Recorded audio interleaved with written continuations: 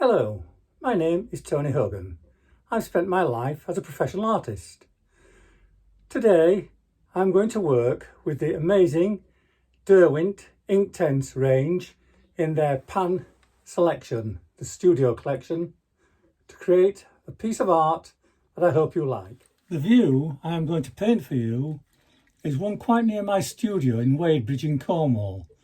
It's on the Camel Estuary, looking up towards Eggersale Church, with the sun rising and a little bit of mist still hanging across the riverbed. These first marks are made using the Derwent water brush, like this broad one, and some of the sherbet lemon colour. All very tentative. As the colour reduces on the brush, I can sweep in the reflective colour onto the river.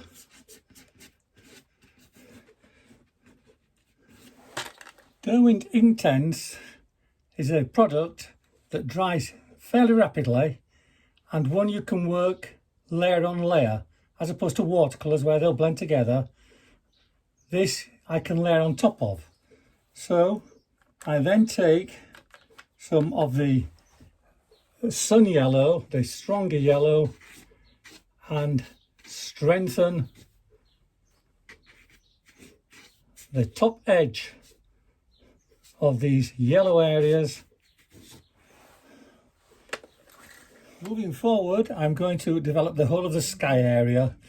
It will all be done with the same broad Derwent brush, pen brush, but I will be using a range of colours including mango, bright orange, cherry, fuchsia, mid ultramarine and the violet.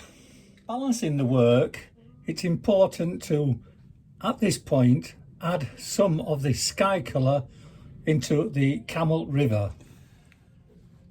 Once you start to bring in some of the really darker tones for the church, tower and the headland, etc., you'll see the dramatic change in the work. Working with the navy blue, I almost draw a line across here, then making sure there's plenty of water on the brush, I lift back, fade it down here to where it's going to be misty. With racing green, I find the line of the river bank, then adding some of the dark plum, I work into this while still wet and drag it down to start to create the reflections into the water.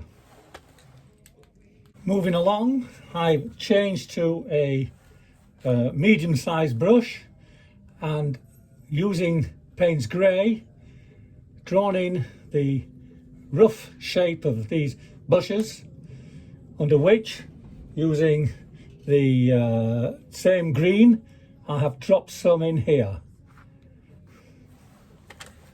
A flash of light from this morning sky catches here.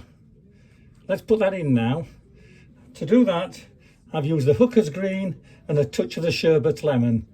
Now we need to take that and let's bring some of that into the river.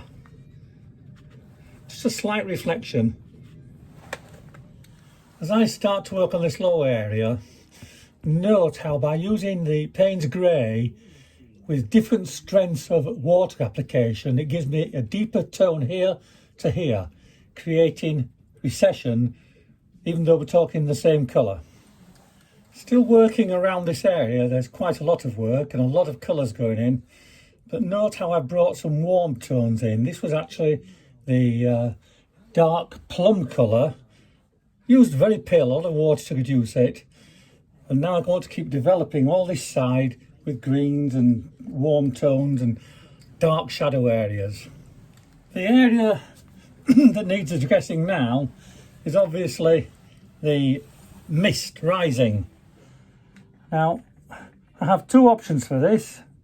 I could either get some sandpaper and sand some of this off, or by using the Inktense white and the big brush, start effectively stippling. This can take quite a while, building this up slowly, a little bit at a time. When using this technique, you will find that the first marks may not stand out very well, particularly on the lighter areas. So what you have to do is to stipple some on, and then as that dries, return to the area to achieve the required effect. As we get to the end of this work, the most important thing now is to balance up the tonal values. So let's strengthen around here, allowing the mist behind to look stronger, more defined. Strengthen up here. Around the edge of here, darken it a little bit more. Increase the values here. Add a little bit of red in here. Some nice warm red ochre in here to bring this forward, giving more depth to the work. All these little touches, whatever you see, add value to your work.